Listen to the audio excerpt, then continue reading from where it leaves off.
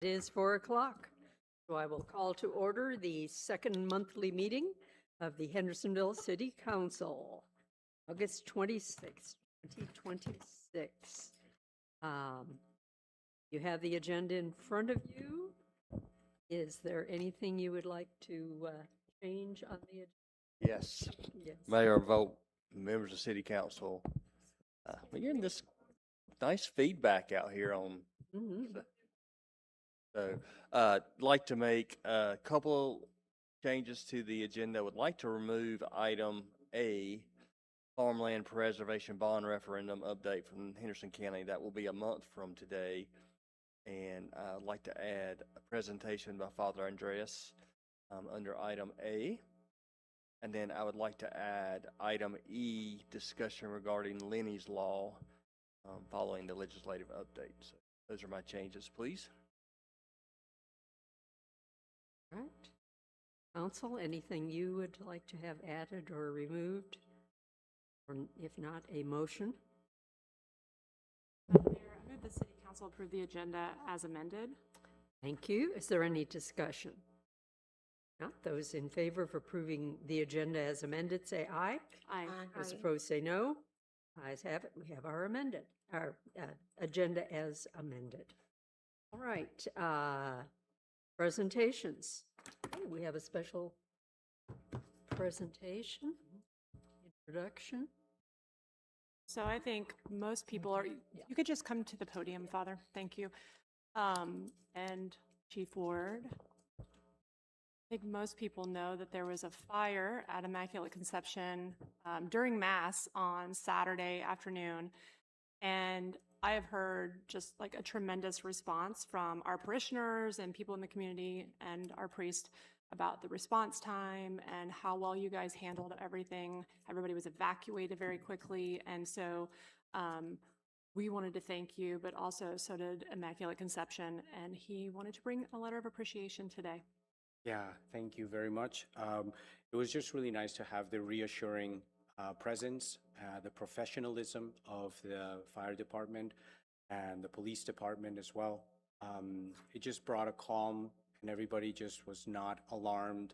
There wasn't panic. They were just doing their job, and so it wasn't a huge incident, but it was an incident, and so we lived it through with their help in a way that, I don't know, it was the best possible outcome that could have happened in a situation like that. So just wanted to present a letter of appreciation to the members of the Hendersonville Fire Department on behalf of myself, representing the parish, and all our 2,200 families that participate and are members of our faith community. So.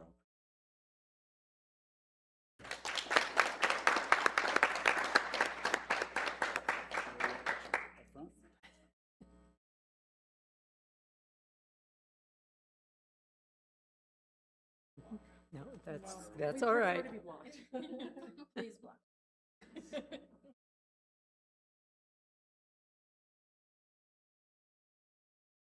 Thank you so much for, thank you for thanking our fire department. It's great. It's great. All right, next we have a presentation regarding improvements to city board and commission support. Thank you, Madam Mayor, members of council. John and I are going to talk to you about a board and committees overhaul. The desired outcome for today, we want some feedback on proposed changes, including marketing, training, onboarding, and the appointments, and then hear any of your concerns or anything that we may have overlooked.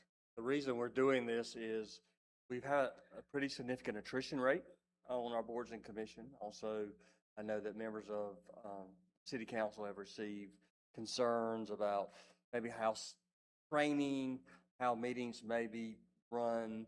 Also, we've had meetings where we haven't had quorum a number of times, and we want to make sure that our boards and commissions are running most efficiently as they can, and also that everybody's getting value, not only value from the city council, from the advice you get from the boards and commission, but also from our board and commission members who are devoting their time to this work. So as John mentioned, some of the reasons why we're proposing some of these changes, it was noted in your strategic plan under the focus area of engaged and educated community.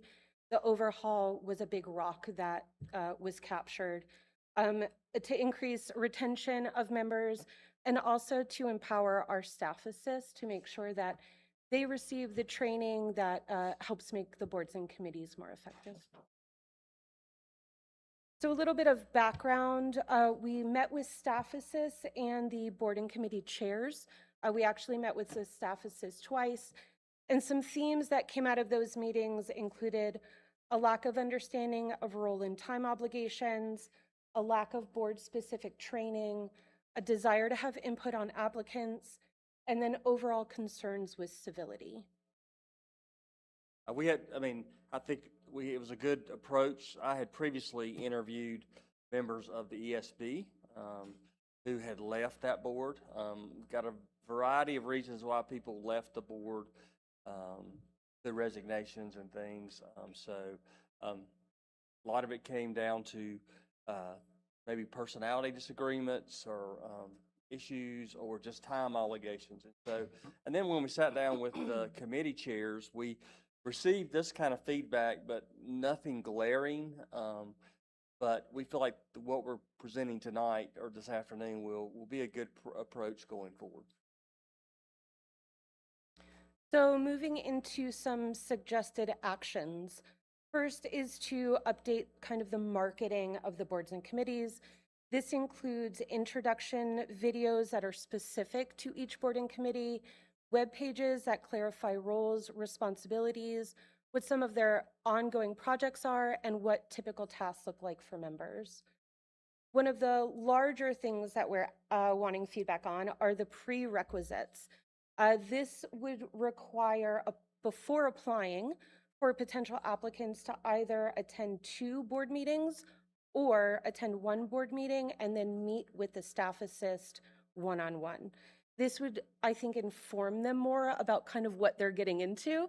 And hopefully, since they know what they're getting into, they're more likely to stay. And the reason we gave 2 options is some of our boards only meet quarterly.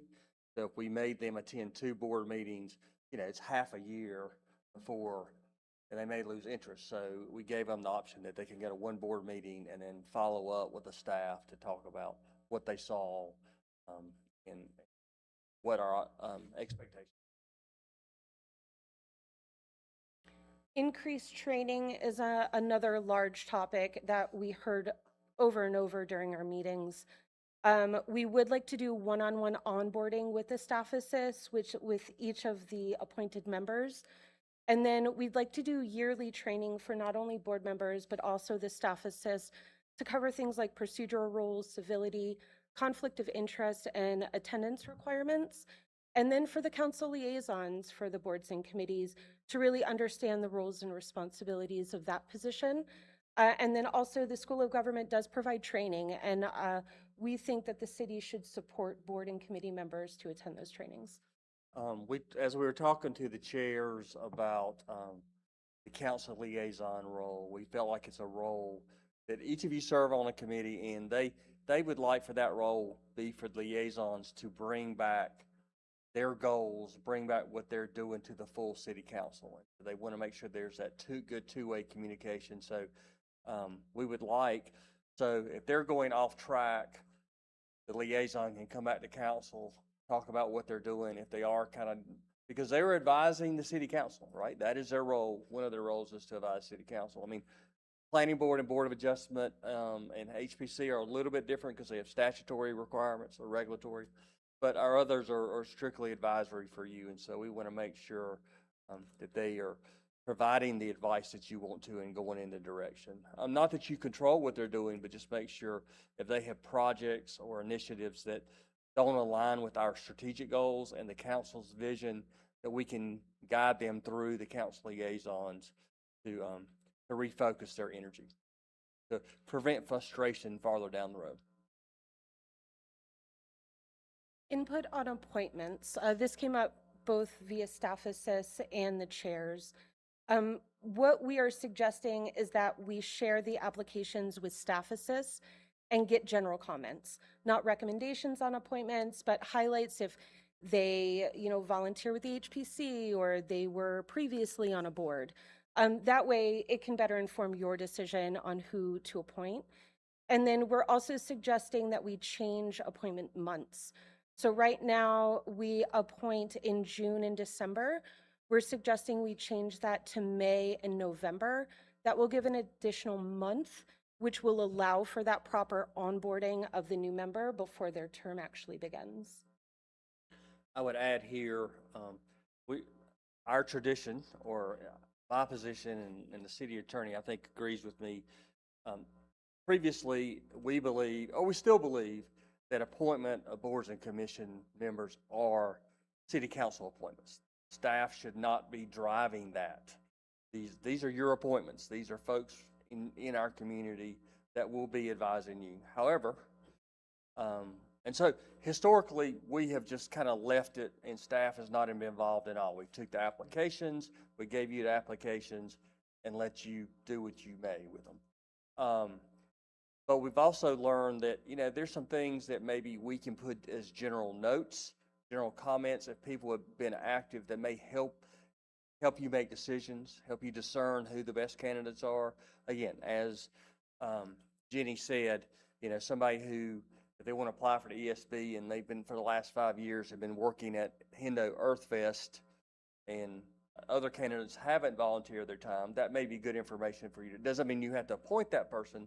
That may be good information. Same for historic preservation. If somebody's, or downtown, somebody used their own time and their own money go to the Main Street Conference, maybe you should know that compared to other folks that are just filled out a form.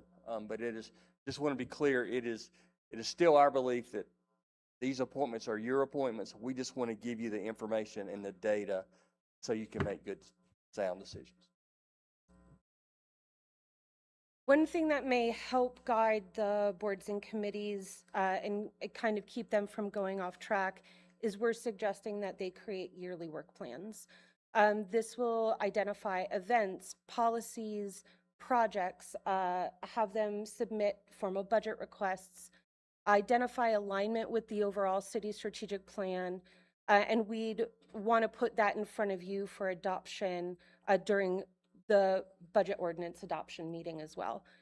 In addition to that, I think we learned quite a bit meeting with the staff assists and the chairs, and we'd like to continue that, hosting semi-annual meetings with the staff assists and then annual meetings with the chairs.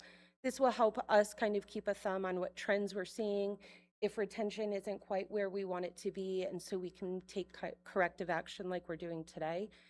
And then another thing that we are suggesting is offboarding, to either do an exit interview or an exit survey to understand why people are exiting the boards. I think the thing I would add here as it relates to the work plan is our vision is that happens during the spring of the year, particularly around February, March, maybe definitely in the early part of the winter or in the winter, so that if there's any financial resource requests, we can get it in the budget. There's no surprises. And then also have it adopted as part of the budget so that council can see the work that is being proposed by your boards and commissions. Again, making sure it's in line with the vision of the city council, in line with our strategic plan. So if we need to make adjustments of their work plan, we can do that. And then the work plan will begin July 1st. It'll go for a year. So, we'll start it this January of 27, develop the plan, and their first, even though some of them, even the HPC has a work plan, but it'll be a formal process. The council is aware of what your boards and commissions, and if there's things, again, projects or initiatives they want to do that may not align with what we want them to spend their energy on right now, we can give them that advice and redirect that energy so that, again, so they don't become frustrated. And that is all we have for you, and we'd love to hear your thoughts and questions. Comments? Questions? I think all of this sounds great. Fantastic. Yeah, no, I think there's definitely some training that needs to happen with the board members because I get questions a lot of like, can we do that? Do we need a second for this? And, whatever procedural issues that they may have.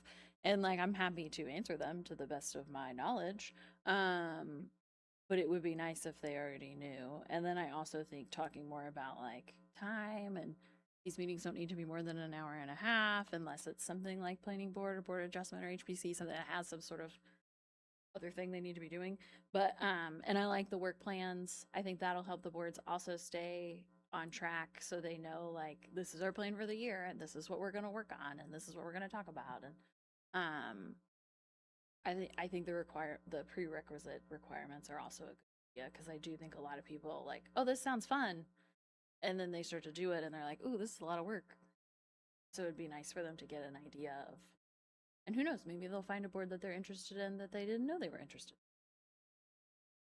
Yeah, I agree with Councilwoman Simpson. I think this is a good idea because some board members have the impression that they're the voice of for the public.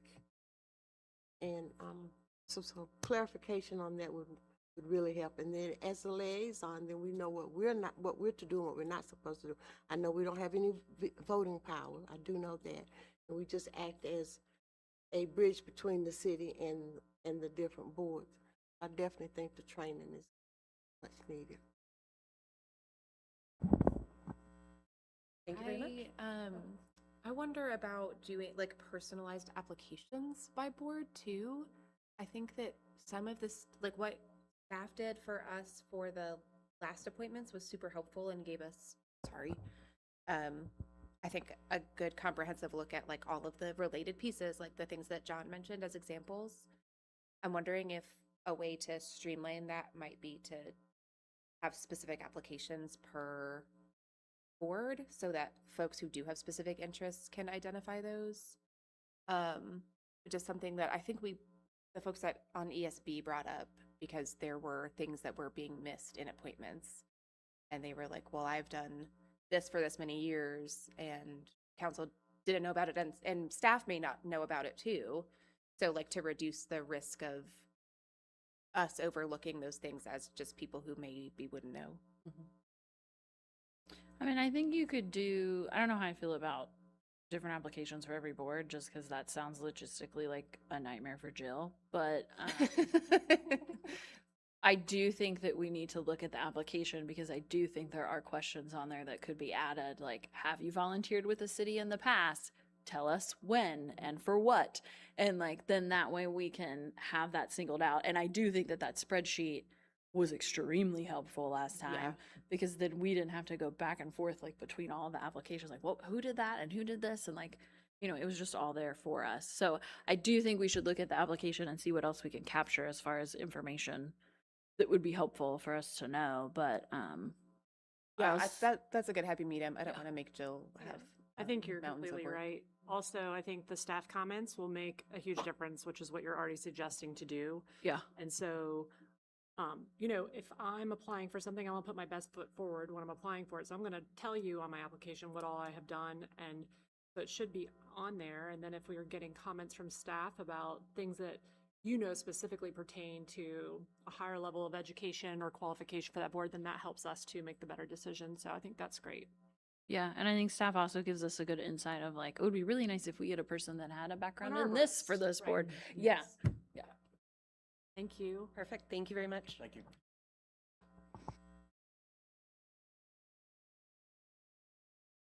Okay, next, the draft data center moratorium plan.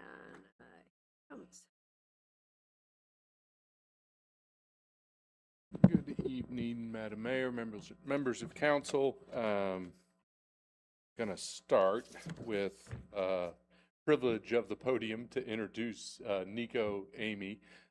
Nico is our UNC School of Government Fellow this year. He joins us from Fayetteville. He's a graduate of Wake Forest, and he is interested in the field of law. Daniel has yet to swerve him away from it, but may continue to try. Nico is working with us and working with the Community Development Department, helping on a number of projects associated with our strategic housing plan. And he is with us for a year. So he is with us through June 30th. I'm sure you'll see him again. And he comes free to us, although he is getting paid. The School of Government has a relationship with AmeriCorps, and he is supported via that program, which is wonderful. So just wanted to take the opportunity to introduce Nico. He's been wonderful. He started with us at the beginning of August and has hit the ground running. So at the beginning of the month, at your August regular meeting, Mrs. Beaker introduced the review authority for a moratorium, and we spoke about what was required for that and how it could be enacted, and specifically as it relates to data centers. And what I am presenting this evening is a high-level review of what staff in an initial assessment see as what would be required during the moratorium to put together a zoning text amendment, basically, that would then allow us to regulate data centers going forward. So I'm going to talk about that in the context of the moratorium requirements that are established via statute by the state. So, and I won't go back over that statute, but if we do need to talk about that, we can. It's 160D 107, and that was some of what Angie talked about last month or earlier this month. So what I'll specifically be looking at are the quote unquote required statements, including the identification of the problem. Why is a moratorium necessary? What is the problem? What's the timing suggested for the moratorium? What actions will we take during that time? And what approvals are affected? So, so background first. In terms of the problem, we don't have data centers defined in our zoning ordinance. We don't have the term in the zoning ordinance. It's not listed as a use, and there's no associated CZD or special use that's specifically called out, or even just a permitted use for data center. So if a data center were to come, you know, that presents an issue right off the bat. And because there's no use defined, I don't have districts where it's permitted or prohibited. And then furthermore, there are no standards associated with data centers. And looking in sort of quickly across the state at what is happening in other communities, there are various conversations basically around the scale of the data centers themselves. So literally the square footage that they occupy, and then the various impacts to utilities, most notably power and water, that those differing sizes you know, impact to the kinds of things that they have. And so many communities are looking specifically at scaled design requirements and impact analyses and requiring those for submittal. So we don't currently have any of those things. And so that's the problem. We don't currently have a way of dealing with the potential impacts of a data center. And then in terms of consideration for the moratorium itself, why would you do that? We will not be able to bring a zoning text amendment to you next month that would tackle the complexity of that amendment, right? So the nature of the use is such that we may need to talk with Duke to understand what their reality is. Certainly we'll be talking with our water sewer folks to understand what their concerns might be for a large user. And then looking more specifically at the typical zoning standards. And I'll talk more about what those are, those categories, on sort of the last slide when I talk about what we look at while we did the study. And then what is the impact of the moratorium? We would not issue zoning compliance permits for standalone data centers. So data center as a primary use would not be issued during the moratorium.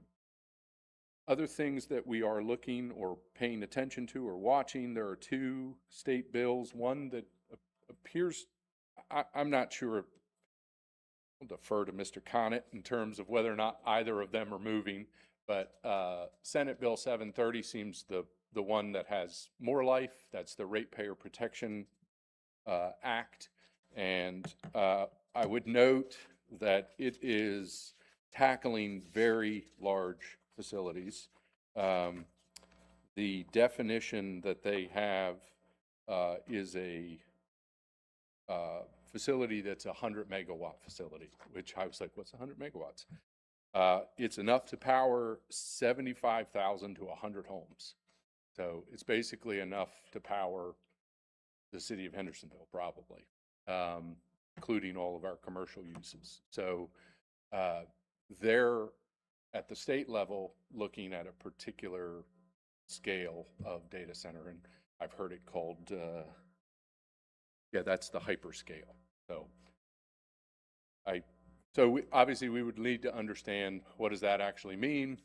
Because that's what they're focused on, it would suggest that they're not regulating data centers via that bill that are drawing less power than that. So if the power draw was half the city of Hendersonville's power requirement, the state law, this particular state law wouldn't impact it. So we're going to keep paying attention to that. There's another one, House Bill 1189, which was more related. It was a 2-year moratorium and related to the sales and use tax benefits that I think some of the existing data centers that were put in place had advantage of, and I don't know, again, the status of that one either, but we will continue to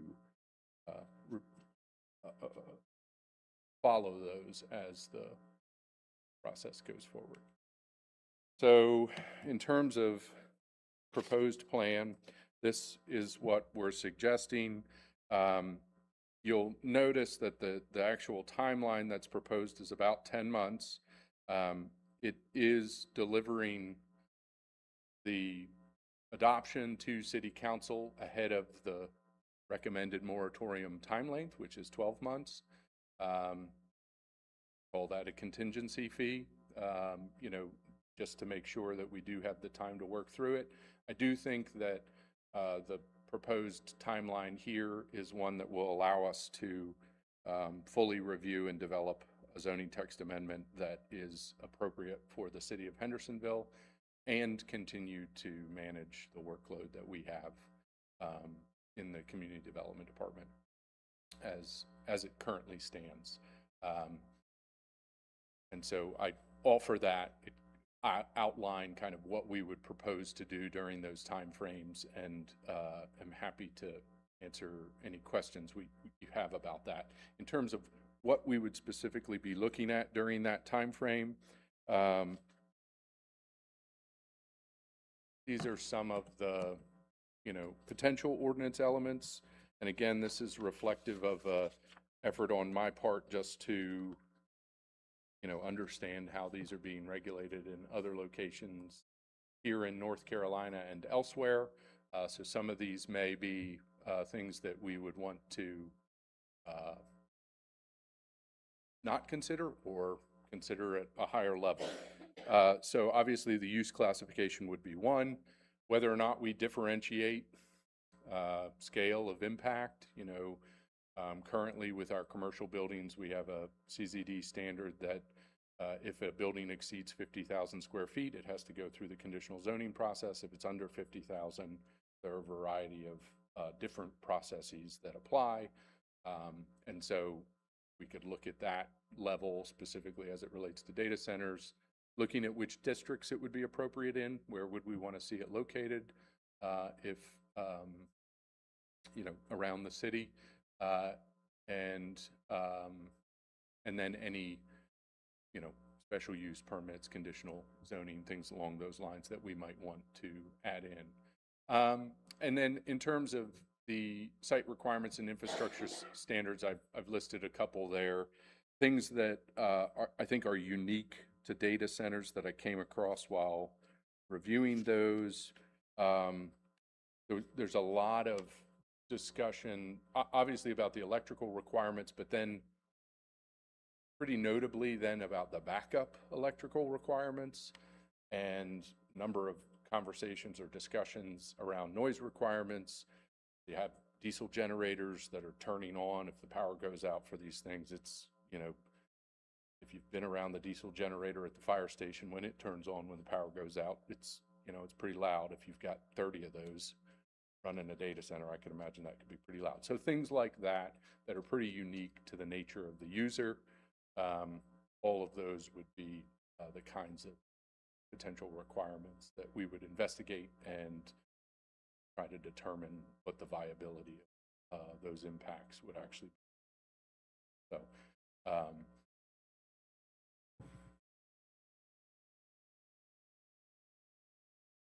I have other examples of these that I can offer, but what I really wanted to highlight was kind of the overview.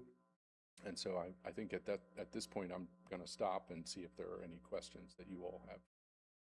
Lou, I think the only thing I would ask, and make sure I'm correct, for, you know, Angie, correct me, you know, we're not allowed to, and this is for the public that may be listening, and we'll say this again next week at the public hearing, we're not allowed to do an outright ban.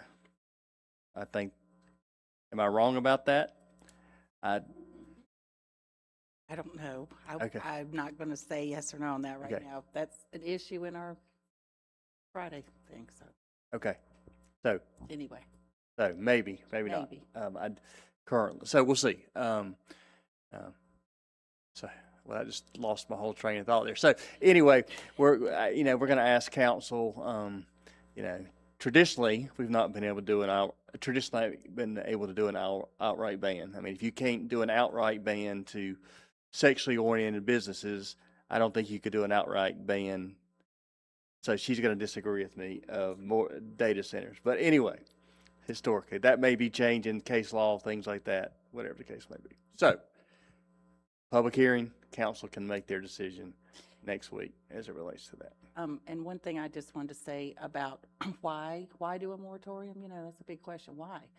And because the statutes were amended several years ago for permit choice, so you could undertake and do all of this study over the course of a year without doing a moratorium. And if somebody came in and applied for one in the meantime, they get to choose which version of our ordinance they get to apply.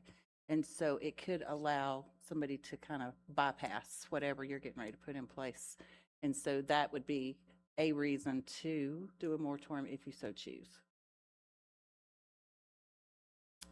And sexually oriented businesses have a First Amendment protection. Thank you. That's As why long as you're they're an not attorney and I'm a obscenity. city manager. So, not asking for any action tonight, it requires a public hearing. And so, just want to, see if you had any questions or any direction at this point. I just want to thank y'all for the amount of work that has gone into this. I know it's like a constantly changing landscape that's taking a lot of digging. I just pulled up both of those bills and they're both extremely dense and I don't know what's happening with them. So thank y'all for the work that you're doing to make sense out of it. I completely agree. The only thing I would like to ask is there a way in an ordinance to address a evolving or changing because so many things are changing with data centers and the technology is getting like it seems like it changes and improves within 3 to 6 months sometimes. And so when we're drafting an ordinance, and which I am supportive of a moratorium, but is there a way to add something like that to where if the technology is changing, then we can amend things as we go? Or if we do this, then there's no changing it? I mean, you can always amend things as you go, but it depends on how it's crafted. So if you have some triggers in there that, for instance, electricity usage or water usage, and the technology becomes such that those aren't triggered any longer, then, you know, they may not fall under those restrictions. Okay. And so you would want to stay abreast of that, though, because, you know, it's something on that scale, just in terms of business size, you want to have some sort of separation, setback, minimal things, I think, but yes, we can try and consider that.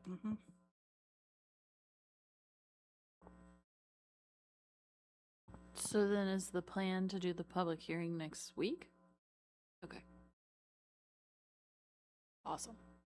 We thought we would just give the council and the public the idea of what the plan may propose. Mhm. So they would have that ahead of time so they could speak to that at the public hearing if they felt like that so moved them.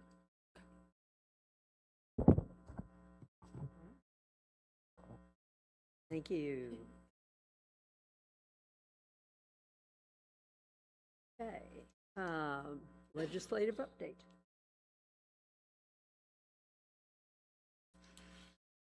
There it is. Thank you, comms team. I thought I'd take a few minutes. I participated in the league's and Mayor may have been on it last week, end of the year, short session wrap up. Did all of you participate? If you did, we'll just move on. No. Okay. I did not. Okay. Did anybody else besides the mayor and I sitting at the dais? Okay. All right. Well, then I'm going to keep going.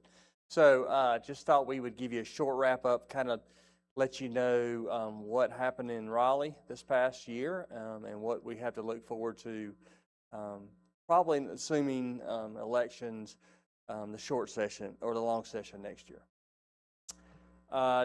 Just using their outline.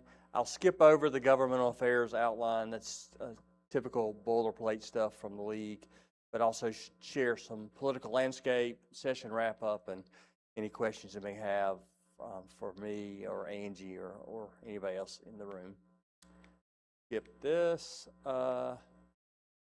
So political landscape, just kind of thought this was interesting information regarding growth in North Carolina, that our population is now over 11.2 million as the 25 estimate. Since 2020, since for 5 years, we added over 750,000 people to our great state.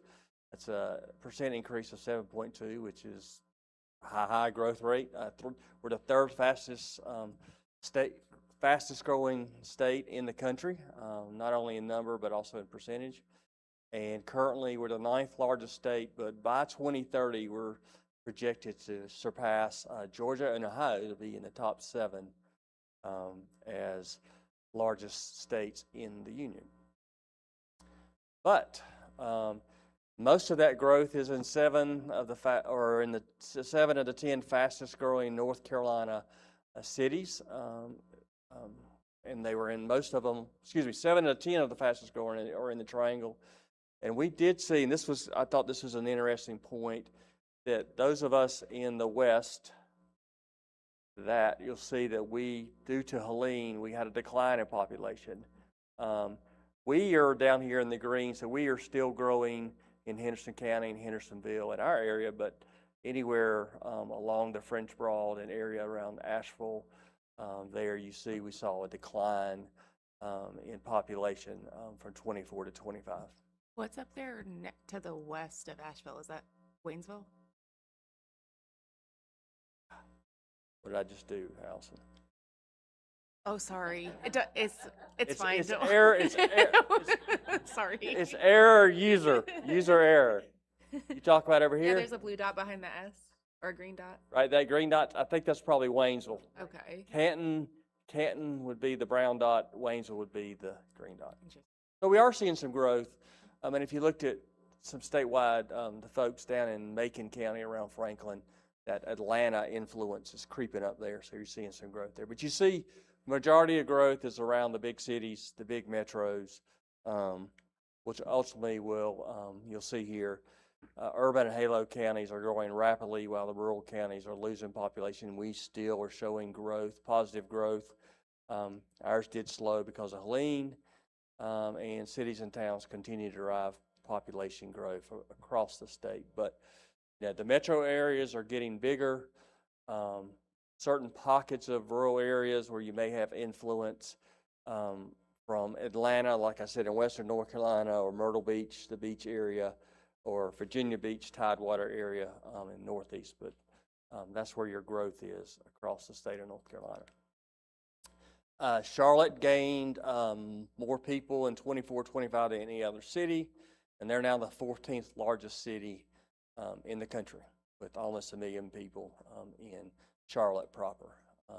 Raleigh's population now exceeds 500,000, with, of course, the Triangle is over 1 million as a region, and of course Charlotte is too. 70% of all North Carolina municipalities added population. That percentage was higher the prior year. I think that also is related to Helene causing many of our North Carolina cities in 24-25. So you can see some of the fastest growing cities in North Carolina being around the Triangle: Wendell, Zebulon, Anger, Four Oaks, Rollsville, and then you got Bolivia, which is on the coast down in Brunswick County, and then again back to the Triangle and Charlotte region there. Navassa is also down in Brunswick County. What does that mean for us as it relates to growth? Everybody's moving toward, from an electoral standpoint, this is your current breakdown of our delegation. Our rural congressional delegation is 10 Republicans, all in the large rural districts, 4 Democrats, only one of them in a rural district. Whereas that show you're seeing that your Republican concentrations are in the more rural suburban areas. Urban General Assembly representation, 30% of the seats are in top 3 counties: Mecklenburg, Wake, and Guilford. You'll see there that the number of senators and reps in those 3 big districts. What does that mean? Everybody's eyeing 2030 and 2030 census and 2031 redistricting. Whichever party holds the majority in the General Assembly at that time will be able to control that redistricting process and who will decide. And of course, we all know that with redistricting comes litigation, which is par for the course. That we expect an additional congressional seat in the state. We have 11 now, so we could probably pick up a 12th. And also reallocation of representation in the General Assembly and rebalancing for those municipalities and counties that have districts. In 2030, you would have to rebalance. We're at large, so we would not have to rebalance our districts. Federal delegation, as you see here, mentioned 2 senators, both are GOP, and 14 House members, 10 GOP, 4 Democrats. District 1 was redrawn in 2025, which I think is a competitive district, as well as is currently seated by Congressman Don Davis, who's a Democrat there. It's a competitive district, and of course District 11, where we are, is now shaping up to be a competitive district here. So also be dealing with the impact of Louisiana versus Callis. I won't dare try to take the city attorney's thunder about what all that means, but that case was related to the Voting Rights Act and its implication in redistricting. That's as much as I'm going to say about that. So, our legislature now, Republican have a supermajority in the Senate, as you know, 30-20, close to a supermajority in the House, 71-49. But with the 2 Democrats that became unaffiliated, sometimes voting with the House, that they can have a supermajority if those 2 folks vote with the Republicans. So that is the current makeup. All this leads us to November, and will this story stay the same or will it change? And the next 3 or 4 months, we'll see. But that is what the election is all about, is to control, particularly in North Carolina, of our seats in the General Assembly by parties, as well as the congressional seats. Are they able the Republicans are able to hold on to the number of congressional seats in North Carolina and maybe try to pick up one or without losing. Political trends, couple things here. The process for getting laws passed at the General Assembly is very much truncated. They are only working about 2 days a week. They're only making law about 2 days a week. Previously, they would come in on Monday night. They would work Tuesday, Wednesday, Thursday, and leave late Thursday night. Now they're coming in on Tuesday, doing a little bit of business on Tuesday, doing business all day on Wednesday, and then taking off on late Wednesday or early Thursday. So they really shortened it down to about 2 days of work versus the 3.5 that was tradition previously. It is, we're seeing fewer laws passed in 25, and I'll show that graph in a minute, and also some of the impacts of the One Big Beautiful Bill.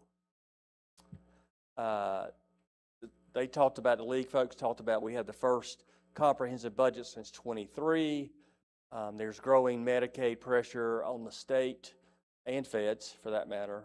We're still fighting for Hurricane Helene relief, and there's a strong desire in the General Assembly to lower income tax, which is what they were focused on, which was a lot of the budget discussions were tied to the lower income taxes and the comprehensive budget. That was a lot of the debate between the House and the Senate the last couple of years.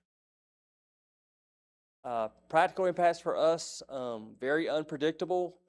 We're seeing a lot of, a fewer number of bills, a lot of omnibus bills where they take a single bill, strip it out, and throw a lot of everything but the kitchen sink into that one bill, and it typically does not go through a normal committee process.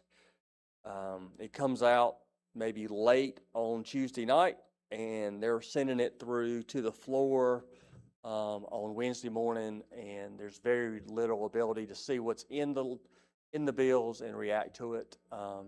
Very hard, and I talked about the gut and replace that we're seeing there, seeing contradictory results and some hostage taking. I will not leave that editorial. Don't touch that editorial comment. But one thing we're hearing from even folks that have been around the General Assembly a lot, it's really hard to stop bad things from happening, whichever party you're in. Once it gets in, it's rolling without much knowledge. And there's some examples of that as it relates to the budget bill that I'll talk about in a minute. Here's the historical look at bills being introduced from 85 to the present. You can see there we hit a peak prior to 2000, around 2007, 2008 there. And you've seen a gradual decline in the number of bills. The lowest point was in 23, 24, but we've seen a little bit of an uptick the last couple of years, but still nothing like we were seeing prior to the Great Recession. And I think one caveat I just said to that is, and this is by no means a partisan, also that is directly related to when the Republicans took control of the General Assembly in 2011. So there's obviously a direct correlation in how they want to govern and reduce passing of bills and laws. Here's what's actually passed in a regular session. You know, all-time lows only passed, they had 2,300 bills introduced, only 151 were passed. Now, some of those 151 took a number of the 2,334 bills and put them in a single bill. So they, put them in an omnibus bill and one bill. So those bills are made, some of those legislative actions are included in the 151 just to reduce the number that were actually approved. But that's what we're seeing, fewer bills after they're introduced. What happened? What they do? So we did pass a budget. They overrode some vetoes, still a couple of vetoes out there. We've added 2 more constitutional amendments that will be on the ballot. There'll be 3 on the ballot this November. They redrew the congressional map and a little bit more. Issues they talked about was property tax, infrastructure, investment, budget special provisions, downzoning, preemption of local government authority, land use zoning, de-annexation, local elections, and local government oversight. We all are familiar with the House Select Committee on Property Tax Reduction and Reform that met. Brian and I were involved in a working group of managers staying on top of that. We drove to Raleigh a couple times to committee meetings to just stay abreast, because that is our one local revenue source that we have the only we have control of, our only revenue source we have control of. So reform in the local property tax system does have direct impacts on our ability to provide services to our citizens, so we stayed on top of it. There was a working group in the Senate which got a whole lot less attention. They did not have any public meetings. Membership was only one party, and most of the folks there had prior local government experience. But again, no public meetings, not a lot of action. Nobody knows really what their method is. We assume it's in some of the bills that were passed related to property tax there. That working group was put together at the end, right before the primary election, as President Pro Tem Berger was in a tough primary fight. Here's what we have in November: constitutional amendment. This is what it says, very ambiguous and vague in general. That'll be on the ballot. The General Assembly shall enact general laws limiting the amount by which the levy of taxes on property may increase, which may include exceptions. So when you go to the polls, you'll be asked to vote on that. So there you have it. If that is approved, which I don't know of, we're North Carolinians and proud, and who's not going to vote for limiting the amount of taxes we pay? So all anticipations is that constitutional amendment will pass, and then they'll come back in the long session to develop legislation to address that constitutional mandate. Also in there is that is moving forward, and I left my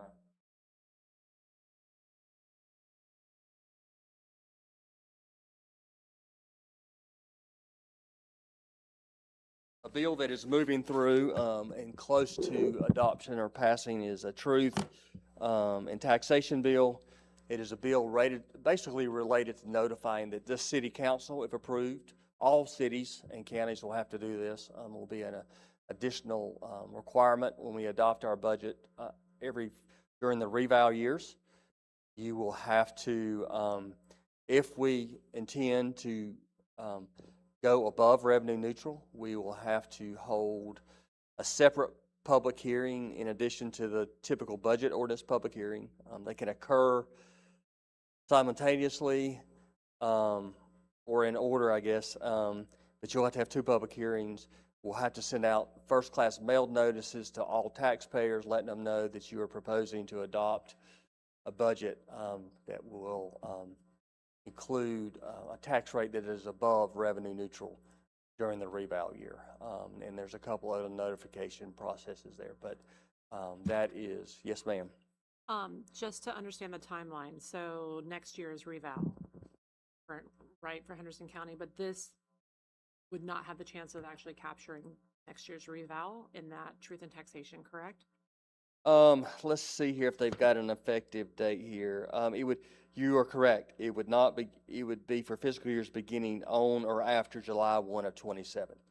They would not be, so subsequently reval years, we would have to do that. So thank you for that question. So stay tuned on property tax and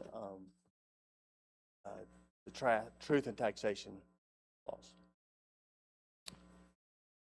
Here is the property tax reappraisal moratorium. Does not impact us, so I'll keep on going from there. There was one positive bill that was adopted related to affordable housing. There was a loophole that if a private developer had a partner as small as a very small percentage, as small as 1%, a nonprofit was a partner of that small, they could get some of the property tax exemptions that nonprofit. So this actually was a positive that came out of the property tax subcommittee, and they identified that early on and enacted legislation to close that loophole. So very positive.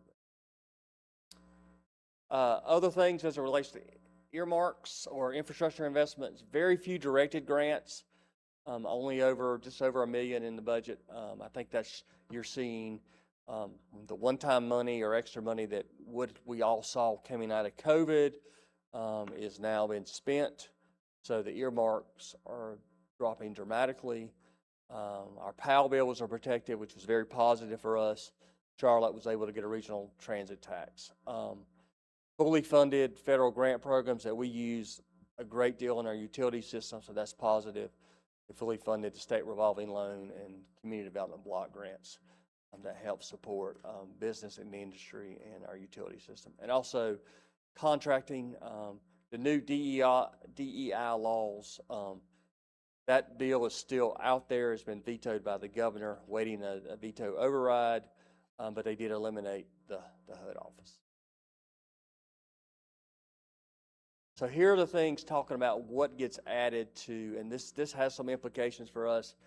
Some things that were dropped into the budget that nobody was aware of until after the budget was adopted, some positive, some negative. I want to point to the SNAP error rate payment for county and municipal sales tax. So traditionally, the federal government has covered SNAP payments and any errors related to that. But in the big, beautiful bill, they passed a part of that, federal government made the decision that any errors, so if a county or state, and then ultimately counties, because the county administer the SNAP program, have a high error rate, they were required to pay penalties back to the federal government to cover that those errors, potential fraudulent people getting the benefit and not eligible, things like that. So the federal government passed it to the state. North Carolina chose to fund that by reducing, if your county has a certain error rate, they will reduce your sales tax distribution before it comes back to the local level.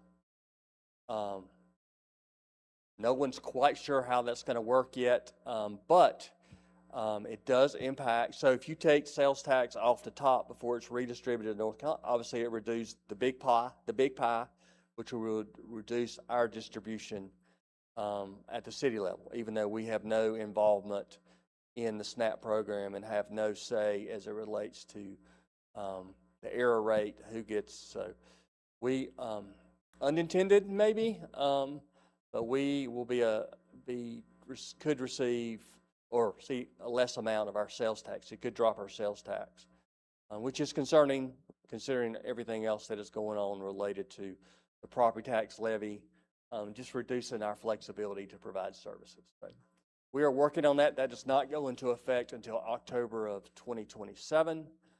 We will continue to monitor that. I know the league is working and the County Commissioners Association, because that is also impacting the counties, right? I mean, the counties have to fund that.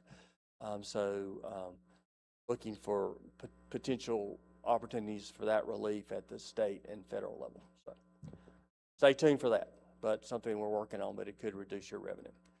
Our law enforcement officers got a $1,750 bonus. Congratulations, Chief. Everybody, all certified officers get that. It's being funneled through the SBI. We're still trying to figure out the logistics of that. But it's coming directly. It will come to our law enforcement officers. New requirement to report economic development expenditures related anything over $25,000 to the state auditor. That is what it says. There's no clear guidance of what is an economic development expenditure. So we're trying to work out that in technical corrections and figure out exactly what do we have to report to the state auditor.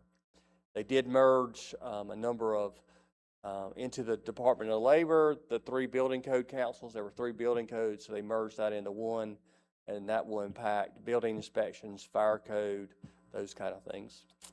Interbasin transfer moratorium and study. two high-profile cases, one on the Catawba River Basin related to Charlotte and the Hickory area over the water in the Catawba Basin, and also a similar down on the Cape Fear around Fayetteville related. That is more related to PFAS and things of that related to pollution there. And then they also shifted some powers from the governor. So you see some things that were special provisions, some good, some not so good, that were in the budget that there was no opportunity for debate. There's no opportunity to try to talk to our legislators, which is concerning because there's some, in some of these things, as you can see with the SNAP error rate, there's some unintended consequences that will impact local governments. Downzoning, no action as it relates to the downzoning provision that was passed in 2024. There was some movement in the Senate in early May of 2025. We didn't see any action in the short session. In fact, Senate Bill 587 was stripped of the downzoning, and now it's related to wave surfing. So we will have to start over as it relates to that. Also impacted Mills River. You may have read that Mills River had gotten a special provision in 25 to adopt their UDO. That was repealed right before the end of the session this year. But we're seeing these one-offs, so still need to, that's problematic for us because we know we need to update our zoning ordinance. We've completed our comp plan. It's in great shape. Lou's been challenged with updating our zoning ordinance, but the law prohibiting downzoning and non-conforming uses is problematic, and we're trying to work through how we deal with the drastic need to update our zoning ordinance. And here's some preemptive issues that some were passed, some were not, some pertain to us, some do not. Most of these I'll go through. Some of them are caught up in the 53 page of the Regulatory Reform Act of 2026. Minimum lot size does not pertain to us. Residential and commercial and light duty does not pertain to us. ADUs do not pertain to us.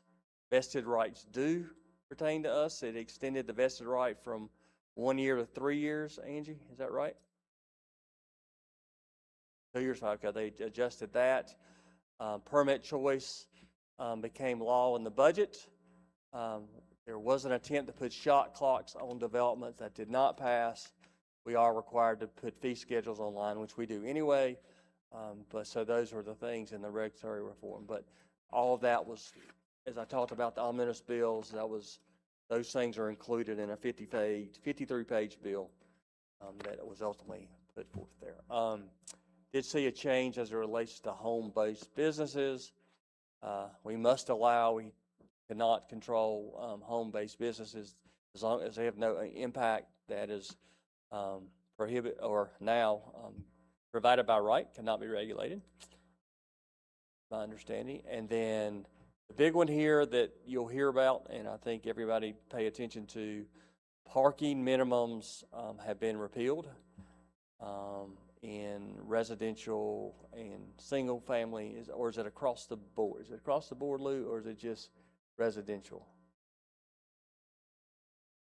Okay, I think it's across the board. So we cannot provide parking minimums. So I know we have lots of conversations that come to this city council with conditional use about is a developer finding enough parking, those kind of things. Those conversations are been taken out of our hands there. So stormwater calculations or redevelopment, some minor amendment there that really deals with the redevelopment. So the things that impact you going forward in the city council. Land use litigation, Angie can talk about this as it relates to, sending administrative zoning decisions. Instead of going to the Board of Adjustment, they can go straight to the courts. The General Assembly gave standing to statewide associations, or such as the Home Builders Association or Board of Realtors or somebody like that may appeal a zoning decision even if a developer or local individual chooses not to, right? Here's the extended the time to appeal for zoning decisions from 1 to 3 years. Angie mentioned permit choice, vesting rights decisions, adds mandatory award of, this is big, mandatory award of cost to prevailing party in a zoning decision. So if someone challenges a zoning decision by council and they are found to be the aggrieved party and the zoning is reversed, then we would be required to pay attorney's fees and legal costs. And it also prohibits withholding zoning permits to compel employment agreements. I'm not exactly sure what that means. So, so you see some things whittling away at the city council's authority as it relates to manage development and growth in our community. And then there's the homeless bill, HB 437, which is out there, been vetoed by the governor, waiting to be, see if that will be overridden. It does prohibit public camping, also allows, we may establish regulated camps. It's very similar to what you may do for a migrant type facility. It's governed by the board of by the Department of Labor, but it also gives our residents and business owners the ability to sue local governments if we do not address public camping. I think an important component of that, and I don't know the answer to this, is what is defined as public camping. Is sleeping on a bench public camping? So something to stay tuned if that bill passes. And as it relates to additional responsibilities for our law enforcement folks and how they interact with our unhoused, particularly in our downtown area or across the city for that matter. Number de-annexation bills, nothing really pertains to us here. I think the key thing here is typically to de-annex property, you have to go to the General Assembly. There's no local provision to do that, but the league and some other folks worked on a bill to get that changed. That bill is still pending, but that would give the authority that you could de-annex property here locally in the same way that you annex property. Local elections there, seeing more and more local elections either going partisan or shifting the elections similar to us to even years versus odd years, moving those municipal elections to the even years. And then there is a local government oversight committee. A number of our peers across the state were called before the General Assembly to answer questions for a variety of things there at the General. So that is new in the last couple of years, and the General Assembly is taking it, they are using it and calling folks to Raleigh to testify before their committee.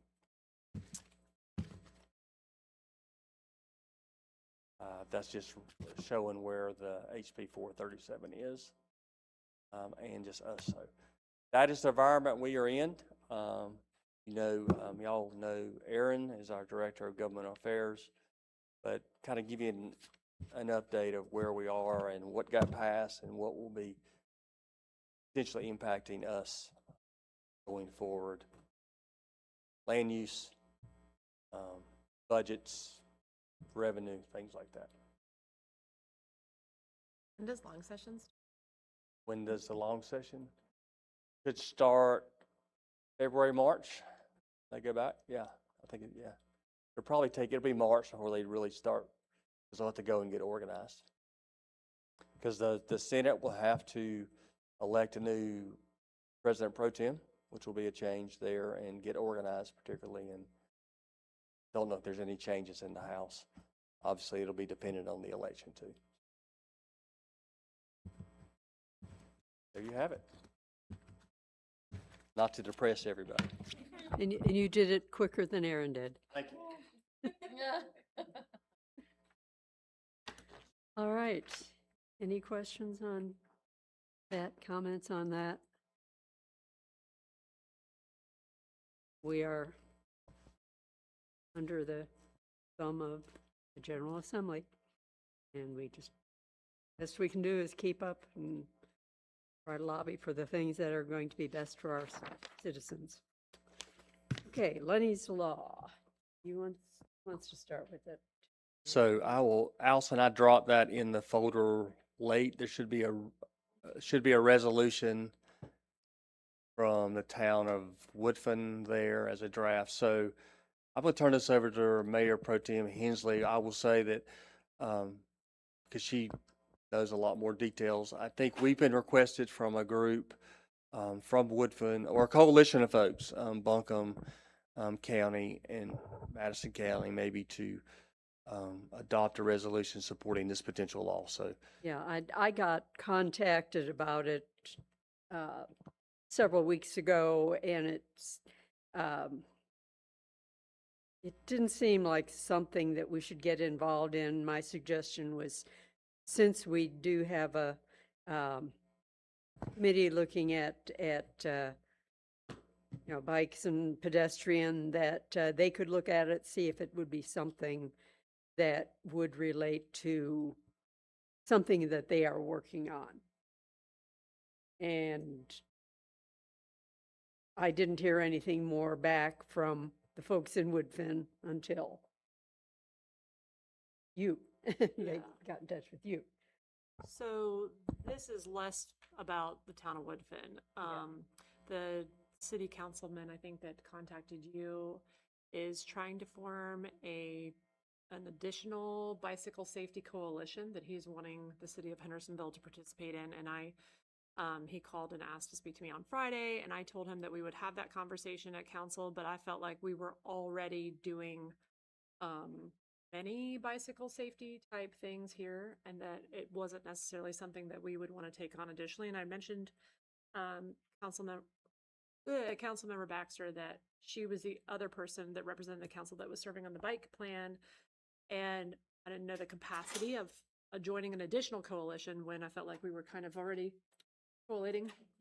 And but Lenny's Law is a separate request that was brought to the NPO last week. And it is, so that is a resolution from Woodfin, but then Lenny's Law is a separate thing that was in that email attachment, John. And so Lenny Antonelli and Jacob Hill were the two cyclists who were riding alongside the French Broad River, who were struck by a commercial vehicle last summer, and they were both killed. And so Maddie Baranda, who is Lenny's fiance, is attempting to create some more better policies around bicyclists and safety. And then given the incident at Millikan College with their cycling team, and so basically what Lenny's Law is allowing is to make a recommendation that there's more signs posted in frequently used bicycle zones. They would like to see bicycle safety zones created in higher cycling trafficked areas with better signage for motorists to see that this is a higher density of cyclists on these roads, and we have them in Henderson County, where there are roads in Henderson County where we know that there are a lot more cyclists. And so the hope is that they would place more signage for motorists to be more aware, and then potentially eventually have a higher penalty for speeding in those bicycle safety zones. And so that was brought to the MPO last week, and the MPO unanimously adopted supporting Lenny's Law in the context of creating a bicycle safety zone signage, and not that we would enact speed changes or fees, but that it would then be taken to the General Assembly for them to evaluate to see if that was something that they wanted to take up. But so they're asking if local governments would support moving Lenny's Law towards the General Assembly to create these bicycle safety zones. That sound? I think that's correct. And so and the MPO talked about it 2 times, I think. Originally, it Yep. got to the mayor's point, originally you had a lukewarm reception the first time, Mhm. and then some other discussions, some other events occurred, Correct. and it came back and it was unanimous the second time. Is Yes, that? last Thursday, it was unanimously adopted at the MPO to support Lenny's law. And what Maddie's trying to do right now is just get local government support for it Yes. and nothing more. Correct. So for No her to be able legislative to take it, changes, no, No nothing impact additional, to any nothing, municipalities. That's nothing now. And it's just like, hey, would you support us going to Raleigh and requesting these additional signs be required in areas that are higher bicycle trafficked zones? My opinion is, I don't know that it hurts, at least having this analyzed on a higher level. I will say in both of these incidences, speed was not a factor. It was impairment, and maybe even intent in one of the accidents. And so, because I think they've actually said now for the Milligan College that the driver did not apply any brakes at all before he hit a slew of cyclists. And then in Lenny's law, the driver was impaired. And so speed would not have made a difference in these accidents, but maybe had there been more awareness by a motorist that this is an area where you really need to be paying attention because there's, narrow shoulders and a lot more cyclists known to travel in this area, that could potentially save a cyclist's life. I'm a cyclist and I've been out on the roads many times, and there are rural roads in Henderson County that scare me to death with how close cars have gotten to me. I mean, I think it aligns with a lot of the work that we're already doing without duplicating it in this particular instance. But I think that it speaks to a pattern that we see of cyclists being at higher risk in the past few years. I don't know if it's higher density or what it is, but it does seem to be a pattern, and I'm supportive of whatever we can do to help address it, as long as it, can move that forward without putting us in a spot where, there's no tough decision there for us as a city right now. So would you like to propose that staff bring this to council meeting for approval? Put it on our agenda. Any objection to Ma'am, and if it's okay, putting that on? since you discussed it today, I'll just put it on the consent agenda, and then if there's concerns, if you feel, or I'm open for guidance if you want it on a new business. Is consent okay, or you want it? Okay, I'll put it on the consent, and if you have questions, we can pull it off and discuss it at that point. So. Thank you. All right. Okay, that is the end of our agenda, unless someone has something they want to bring up.